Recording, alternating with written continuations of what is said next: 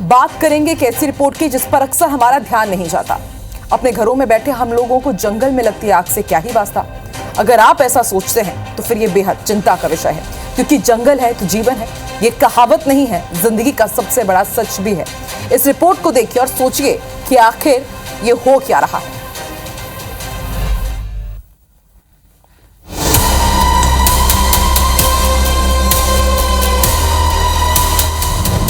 जल रहे जंगल, धधक रही आग, आसमान धुआं धुआं।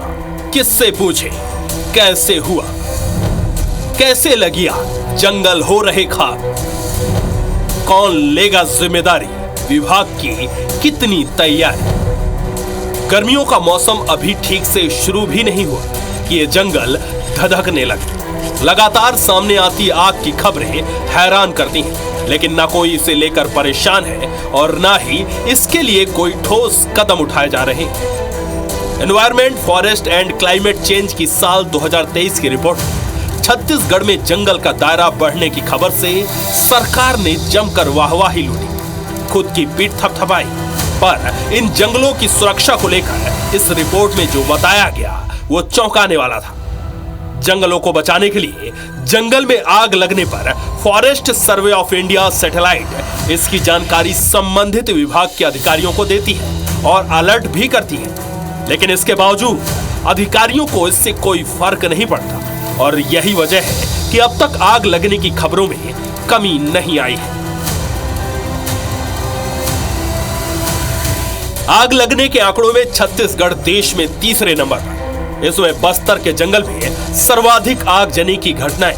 बस्तर वनवृत्त के अंतर्गत बस्तर में 569 रिपोर्ट, सुकमा में आग लगने की 1676 रिपोर्ट, वहीं दंतेवाड़ा में 569 बार लगी जंगल में आग।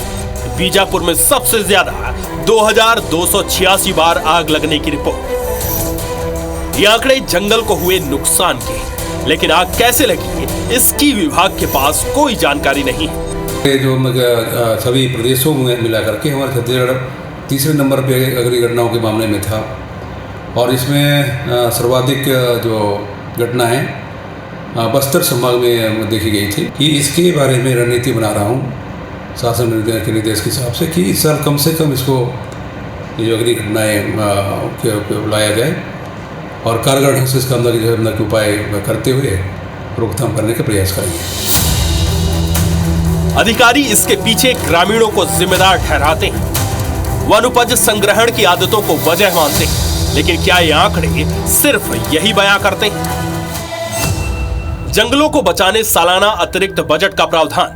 इसमें प्लांटेशन एरिया को प्रोजेक्ट कर सूखे पत्तों को हटाना, जंगलों में चैनल बनाना और फायर वॉचर की नियुक्ति करना। स्थानीय वन समितियों को दायित्व दिए जाते हैं।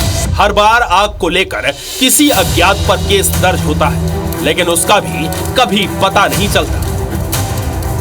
में 5 जोन है जहाँ पे ज़्यादा आग लग रही है। उसमें एक जो है चित्रकूट का जो संवेदनशील एरिया है, कुछ दरभा कोलेंग के जो हमारी ये घाटी है वो वाली एरिया है, और एक माचकोट है। और तो इन केंद्रों में जो है हम लोग क्या कर रहे हैं कि सामूहिक रूप से फायर वॉचरों से हम गश्ती करा रहे हैं, क्योंकि ये थोड़े से डिफिकल्ट एरिया भी है, तो वहाँ पे अकेले काम करना बड़ा मुश्किल होता है।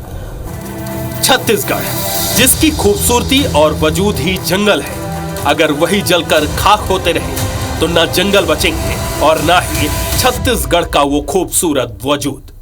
ऐसे में सरकार इस ओर कितनी जिम्मेदारी दिखाती है, ये आने वाले वक्त में जंगल में आग की लपटें और उड़ती राख ही साबित करेगी। नरेश मिश्रा, IBC 24, जगदलपुर।